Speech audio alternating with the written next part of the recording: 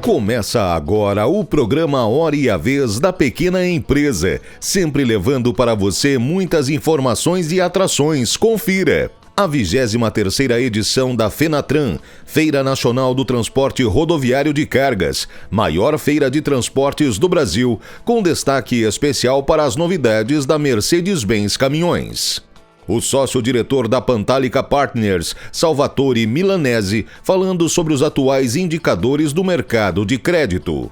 O advogado Marcos Tavares Leite, falando sobre a prorrogação do prazo da obrigatoriedade de utilização da nota fiscal de serviços eletrônica pelo microempreendedor individual MEI de 1º de janeiro para 3 de abril de 2023. E nesta semana, o presidente do SINP, Joseph Cury, recebe o presidente da Fundação Centro de Estudos do Comércio Exterior, Antônio Carlos da Silveira Pinheiro. Fique conosco.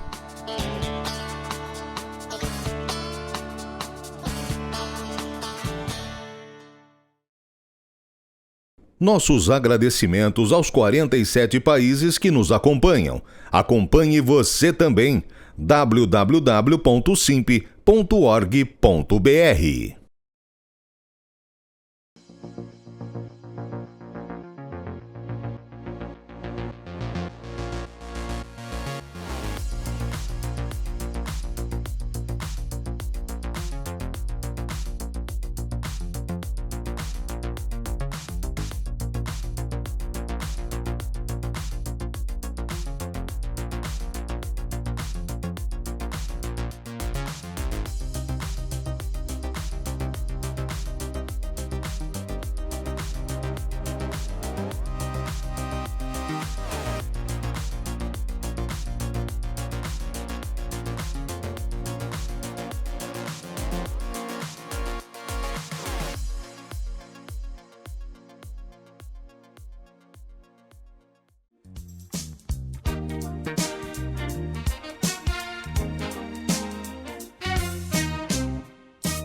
Olá, caros amigos do SINP, aqui é o Salvatore Milanese, sócio fundador da Pantalica Partners. Nos passados episódios chegamos a falar do assunto crédito. Estamos em uma situação particular no Brasil. As eleições terminaram, a equipe técnica de transição está se preparando para assumir essa nova presidência. E o mercado, como está? O mercado do crédito nos mostra alguns indicadores um pouco preocupantes. Mais de 70 milhões de famílias estão ultra endividadas no Brasil. Mas não somente as pessoas físicas, também a pequena e média empresa está extremamente endividada. Isso me preocupa e deveria preocupar todos nós, porque estamos com uma taxa de juros no Brasil ainda extremamente elevadas. A taxa de juros básica no Brasil é de 13,70%. Uma empresa média e pequena não consegue pegar crédito no Brasil pagando juros de 13,70% ao ano. Normalmente os bancos colocam acima dessa taxa um spread que espelha o risco da mesma empresa tomadora desse crédito. Então, normalmente uma pequena e média empresa paga em torno de 20% até 25%, se não mais, de juros por ano. Quanto deve gerar de margens um negócio para poder pagar esses juros? Obviamente, o empresário médio e pequeno deve prestar muita atenção. Se está muito endividado, a primeira coisa que tem que fazer é construir projeções financeiras utilizando uma simples planilha Excel para verificar se, com as vendas previstas nos próximos 12 meses, consegue enfrentar os pagamentos de principal mais juros que estão contratados com os bancos. Se eventualmente ele identificar um desencaixe de caixa, deve se programar para entrar em contato com o banco ou a instituição financeira ou a fintech com a qual ele se financiou, mostrar essas projeções de caixas e renegociar essa dívida. Normalmente os bancos, as instituições financeiras, não estão contra esse tipo de atitude. Ao contrário, entende que se trata de um empresário responsável, que faz projeções, que controla bem o próprio negócio, está se preocupando evitando ovviamente de dar um calote ao banco e se está se antecipando para verificar como adequar os pagamentos devidos, o reembolso da dívida que ele tomou no mercado, ao que? A capacidade de geração de caixa do próprio negócio. Do outro lado, você, empresário que tem um negócio onde normalmente se fazem vendas parceladas, tenha muito cuidado. O mercado está extremamente endividado e você não sabe se está vendendo parcelado a alguém que terá capacidade de devolver esse dinheiro, essas parcelas. Portanto, faça uma análise de crédito do teu cliente. Verifica se o cliente eventualmente está altamente endividado, se tem capacidade de te pagar as parcelas que vocês estão pactuando. E, principalmente, se puder, também assume a possibilidade de pedir algumas garantias, que pode ser o bem de capital, por exemplo, maquinários que você está vendendo, ou eventualmente a alienação fiduciária de um imóvel, ou alguma outra garantia que pode ser recebíveis do mesmo comprador, para que você possa se proteger em caso de calote. Então a situação é séria do ponto de vista de crédito, isso obviamente implica em muita responsabilidade. Tanto quem tomou crédito esteja muito atentos a verificar se o vosso negócio tem a capacidade ou não de devolver esse crédito e inicie um processo de renegociação com os bancos se identificarem que não vão conseguir pagar, quanto quem eventualmente faz crédito que aumente o nível de controle no processo de concessão de crédito, no processo de processamento desse mesmo crédito. Obviamente, se vocês não sabem como fazer tudo isso, gente como a gente na Pantalica pode ajudar, eu me coloco à total disposição, pode me contatar através do meu e-mail, que é smilanese@pantalica.com.br. E boa sorte!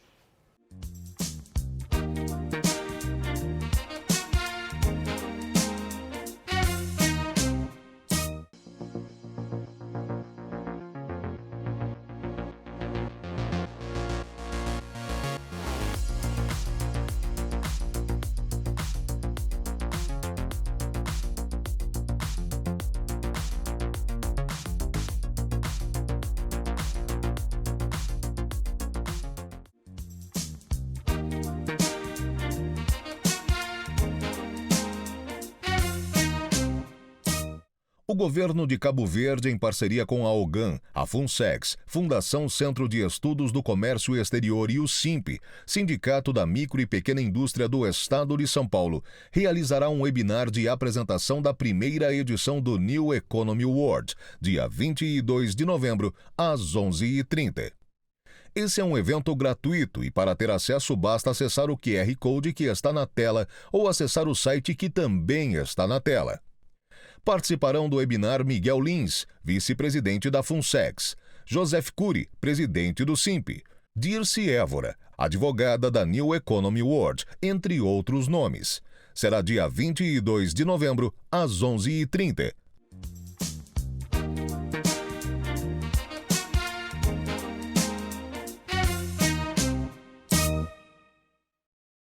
O Comitê Gestor do Simples Nacional editou no final do mês de outubro uma resolução que altera disposições sobre a obrigatoriedade da emissão pelo microempreendedor individual da nota fiscal de serviços. Atualmente, ele deve emitir as notas fiscais quando presta serviços ou tem alguma atividade em relação a pessoas jurídicas, mas não para pessoas físicas. Uma resolução anterior já previa que a partir de 1º de janeiro de 2023, todos os microempreendedores individuais deveriam emitir a nota fiscal eletrônica de serviços em qualquer modalidade de contratação. Todavia, como coloquei agora no final de outubro, esse prazo foi prorrogado para 3 de abril de 2023. Ou seja, a emissão da nota fiscal de serviços eletrônicas pelo MEI, ela se torna obrigatória a partir do dia 3 de abril de 2023. Essa extensão, essa dilação do prazo, se dá para atender a situação do próprio microempreendedor individual, para dar maior prazo para que ele possa se adequar a essa nova sistemática, a esse novo sistema e se manter, portanto, regular, e também para atender aos entes federados, estados e municípios que também ainda precisam se adequar nessa recepção dessas notas fiscais eletrônicas. Portanto, é fundamental, principalmente ao microempreendedor individual, que ele já comece a analisar a questão da emissão dessas notas fiscais para pessoas físicas e jurídicas, hoje uma faculdade, mas que se tornarão obrigatórias, de maneira a que já em abril ele esteja absolutamente regular, evite ter a suspensão, a exclusão do seu registro nessa modalidade que é o MEI. E, portanto, nós vamos continuar orientando. Fique atento, pesquise, analise essa nova sistemática para se manter sempre regular.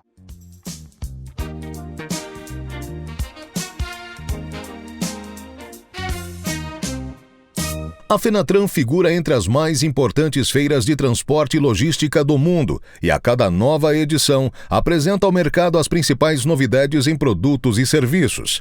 A 23ª edição, realizada entre os dias 7 e 11 de novembro em São Paulo, contou com mais de 500 marcas do setor. O público presenciou muitos lançamentos, tecnologias e soluções para este mercado. Olá pessoal, eu sou Ibru, eu sou executiva de marketing de caminhões da Mercedes-Benz. Estamos aqui na Fenatran, no stand da Mercedes. Acabamos de lançar várias novidades aqui. Uma delas é o caminhão elétrico, que veio da Alemanha, é um caminhão rodoviário. Temos aqui também o primeiro caminhão autônomo, 100% autônomo do Brasil. Acabou de ser lançado em parceria com a empresa IP. A gente lançou também as novas linhas de motores Euro 6 e uma novidade muito especial, que é do movimento A Voz Delas, o nosso movimento sobre a inclusão das mulheres no transporte, e a gente lançou um caminhão, primeiro caminhão do mundo, feito por mulheres para mulheres. Pensa num caminhão que é feito para mulheres, até um banheiro tem dentro do cabine. Muitas coisas especiais, como eu falei, são soluções tecnológicas de uma marca que cuida do mundo, né? E eu queria convidar vocês para conferir todas as novidades nas nossas mídias sociais, que tenho certeza que vocês vão gostar. Entrevista da semana. O nosso convidado de hoje é o Dr. Antônio Carlos Silveira Pinheiro, presidente da Fundação Centro de Estudos e Comércio Exterior. É um prazer tê-lo conosco. O prazer é todo meu e agradecer imenso o convite do SINP e iniciar aqui, a partir de hoje, essa parceria com o SINP, que nos traz muita satisfação e muita honra. A honra é nossa, presidente, em ter um parceiro como a Funsex para ajudar as empresas a buscar um comércio internacional, um comércio nacional, importação e exportação, se preparar, enfim, uma gama que aos poucos eles vão saber a importância dessa parceria com a Funsex. Obrigado pela confiança, obrigado pela parceria. Mas para que todos saibam, presidente, o que é a Funsex? Permita-me, então, anunciar aqui o que é a Funsex. A Fundação Centro de Estudo e Comércio Exterior foi instituída em março de 1976 pelo ministro Mário Henrique Simons. Na altura, quando o ministro idealizou instituir essa fundação, ele fez através de 13 empresas públicas. Dessas 13 empresas públicas, hoje 3 não mais existem, que é a COBEC, o Lloyd Brasileiro e o IAA. Veja bem, presidente, na hora que foi constituída em 1976, no governo do presidente Geisel, saindo do governo do presidente Médici, e tinha, então, a necessidade muito grande de se fazer interface entre governo e empresa privada. Para isso, o ministro idealizou essa empresa, mas instituiu, de uma forma própria, à altura, por 13 empresas públicas. O que acontece no mercado? No mercado acontece que essas empresas públicas, 3 não existem mais, e as empresas deixaram de ser públicas. A gente entra num movimento de privatização, num movimento de um novo Brasil, após 1989, em especial, e com isso a gente tem um novo quadro dentro da Fundação. Bom, a Fundação mudou, ou evoluiu, ou se modernizou em função até de seus pilares iniciais terem sido privatizados. Qual foi essa mudança? Essa é uma mudança grande e ela passa por uma mudança maior ainda quando da chegada da nova gestão da Fundação, que foi quando eu fui convidado em 2019, em novembro de 2019, para assumir e convidei o nosso vice-presidente Miguel Lins para assumir comigo a nova ressignificação da Fundação. E o projeto de ressignificação da Fundação se dá através da internacionalização da Fundação. Eu dizia na altura, quando assumi, que nós éramos uma fundação centro-estudo do comércio exterior e não uma fundação centro-estudos do comércio interior. E que comércio exterior era muito mais do que o simples segmento de exportar e importar. Era uma ação muito mais consequente e o principal segmento de desenvolvimento sustentável de um país. Um país vai se medir pelo seu progresso e pela sua ação entre países, e não através do seu próprio país. Essa mudança, aliás, o trabalho do Lins tem sido fantástica. Aliás, ele foi um dos grandes articuladores dessa aproximação Simp-Funsex, que termina hoje com essa parceria publicamente sendo comunicada à sociedade e inicia não mais um namoro, mas sim um trabalho e a realização conjunta de obras. Agora, a Funsex hoje, na sua gestão que mudou muitas coisas, presidente, qual é o objetivo hoje? Qual é o foco? Onde é que nós vamos? A nossa proposta é que a Fundação seja um braço suporte das operações de comércio internacional. Entendendo o comércio internacional, não o simples fato, como já disse, de exportar e importar. A balança de pagamentos se dá através da balança comercial e da balança de serviços. Sim. Hoje você não tem mais essa denominação serviços, mas serviço entende fatores e não fatores. Os fatores e não fatores são toda a parte de transporte, toda a parte de seguro, toda a parte de mercado financeiro, né?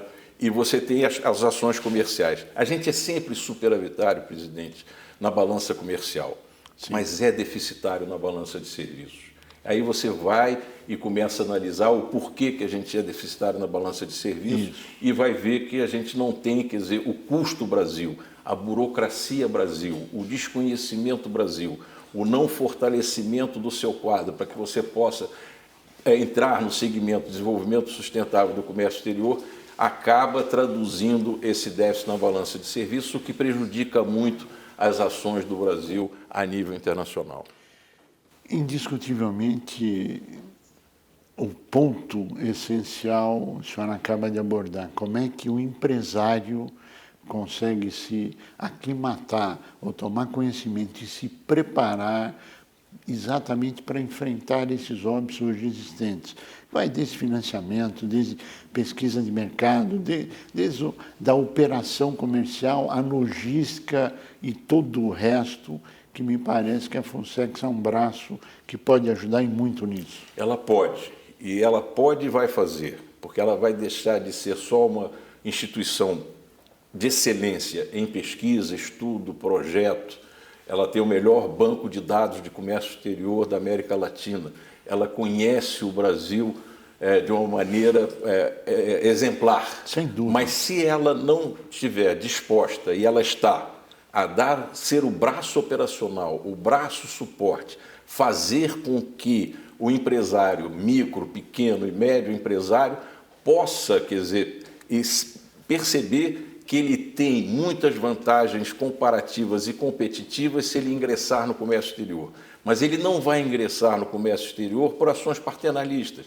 Ele vai ingressar no comércio exterior aprendendo e se justificando a escolher o mercado de comércio internacional não em detrimento do doméstico, mas sim como um complemento e como uma ação de desenvolvimento da sua própria empresa. O mercado doméstico é muito bom para ele e não pode deixar de ser. Claro. O que ele tem que fazer é que ele possa ter as alternativas quando o mercado interno não esteja tão favorável para ele quanto o mercado externo. Mas ele não pode ter isso como uma coisa que não seja perene, Sim. porque o mercado internacional não aceita operações spot. Ele passa a ser dependente daquela ação e você tem que conhecer o destino e conhecer a sua operação. Eu vou aqui, quer dizer, me estender um pouco dizendo o seguinte... Faça isso, por favor. Dizendo o seguinte, presidente, os povos inteligentes, né, Sim. e a gente lê isso, aprendem com terceiras experiências. Sim. Os povos medíocre não é ruim, é mediano, aprendem com a sua própria experiência. Sim. E os idiotas não aprendem. Então, É verdade. então presidente. a gente tem que aprender, quer dizer, com os povos inteligentes. Claro. E a gente tem que entender que a gente sair dessa máxima brasileira de ser o eterno país em desenvolvimento, o eterno país emergente. Nós chegamos à 10ª economia, chegamos à 8ª economia, passamos à 12ª, voltamos agora à 10ª. E ainda temos essa peste de ser um país em desenvolvimento, um país emergente. Nós participamos do G20, nós participamos como ouvintes do G8, do G7, e ainda somos um país emergente. Na prática, está se defendendo a volta da tecnologia, o investimento produtivo, a industrialização, a condição competitiva das empresas brasileiras face ao mercado internacional, tanto na ponta de exportação como na ponta de importação. Essa seria uma síntese correta? É uma síntese correta e a gente tem que prestar atenção exatamente naquilo que significa o que é possível e o que deve ser feito. Isso. Então, é especial que a gente entenda que nós temos hoje, quer dizer, uma dificuldade, uma burocracia muito grande. Mas ela não é, quer dizer, só uma burocracia brasileira. Sim. Ela é uma burocracia, às vezes, internacional. Sim. E a gente tem que prestar atenção que o mercado é sempre soberano. Sem Sempre dúvida. soberano. Sem Quer dúvida. dizer, não adianta ir contra o mercado. Quer dizer, não adianta você formar preço, não adianta você gerar alternativa ou querer, quer dizer, ser mais esperto ou menos esperto. O mercado é soberano e a gente tem que respeitar o mercado. Então, tem que conhecer o mercado e tem que se aplicar. E aí, nessa parceria, inclusive, com o SINP, a gente pode mostrar, quer dizer, aos associados, pode mostrar ao micro, pequeno e médio empresário que ele não vai ter ali, quer dizer, um tutor, ele não vai ter ali um pesquisador, ele não vai ter ali alguma coisa que seja teórica. Ele vai ter um braço operacional, um suporte operacional para que ele possa crescer. Nós somos escada. Que bom, empresário, que bom, não é? que bom. E devemos ter o protagonismo do conhecimento, o protagonismo do saber, do realizar. E ele tem que ter o protagonismo do resultado. A Fundação é uma instituição privada sem fins lucrativos, mas eu digo na casa que ela não é sem fins de resultado, ela é sem fins lucrativos. E se ela é uma instituição privada sem fins lucrativos, o seu resultado é na aplicação em seu recurso humano, no desenvolvimento, na tecnologia, como o presidente disse, e nas suas parcerias. Então, ela tem que investir nas suas parcerias, ela tem que investir no seu recurso humano e acabar numa situação bastante digna e investir também na sua ação social. Eu quero parabenizar por todo esse posicionamento, que realmente é um avanço na relação SINP e a FUNSEX. É uma coisa maravilhosa que está ocorrendo. E o resultado nós iremos medir em breve com as empresas dentro dessa parceria. Agora, todo esse trabalho ele está focado no mundo real, no mundo concreto e não numa nuvem, etc. E esse trabalho ele passa a estar disponível dentro dessa mudança que está tendo. Por exemplo, quais são algumas entidades que fazem parte do Conselho Superior da FUNSEX? Tanto nas instituições, são quase todas. Nós somos hoje 35 membros no Conselho Superior, são 5 membros natos. Os 5 membros natos, você tem o Ministério das Relações Exteriores, o Ministério da Economia, o Banco do Brasil, a AEB e a ABS, que são 2 instituições de comércio exterior, e 30 membros titulares. Nesses 30 membros titulares, você tem CNC, CNI, SEBRAE Nacional, SNA, Firjan, Fiesp, Quer dizer, todas as instituições grandes brasileiras estão lá conosco. E na parte privada, a gente tem BlackRock, tem Aitong, tem Siemens, tem Great Hawkins, Holdings, tem uma série de empresas privadas, e os nossos instituidores não são nada mais, nada menos do que Banco Santander, Banco Itaú, Banco do Brasil, Caixa Econômica Federal, BNDES, Petrobras, Vale, Banco do Nordeste, né, e Banco Central. Então, nós temos 10 instituidores, né, e 35 membros no Conselho Superior. E, honrosamente, agora um parceiro chamado SIMP para trabalhar... Com muita honra. E vai ser um privilégio para a Fundação estar com o SIMP nessa parceria para o desenvolvimento do comércio exterior, e, em especial, da micro, pequena e média empresa. A honra é nossa. Mas, presidente, chegamos ao final do nosso tempo e eu pediria as suas considerações finais. Como diria lá os nossos patrícios em Portugal, agradecer imenso ao SIMP a oportunidade que deu à Fundação Centro de Estudo do Comércio Exterior e parabenizar o SIMP pelo trabalho que vem realizando. Nós queremos agradecer muito a sua participação, tenho certeza do êxito dessa parceria que irá ocorrer, agradecer e dizer que esse é o primeiro passo de uma longa caminhada. Vamos fazê-lo. Obrigado pela participação. A você que esteve conosco, nosso mais profundo agradecimento, com a certeza que estaremos juntos na semana que vem. Até lá. Acontecerá no Brasil entre os dias 23 a 25 de novembro de 2022 o The Global New Economy Forum. A organização é do chairman e jornalista Victor Borges. Participarão cerca de 30 países com seus embaixadores, presidentes e diretores de grandes empresas, bancos, fundos de investimentos, representantes de ministérios, além de presidentes de câmaras de comércio e associações empresariais. As informações sobre o The Global New Economy Forum, programação e palestras podem ser acessadas no site www.gneforum.org.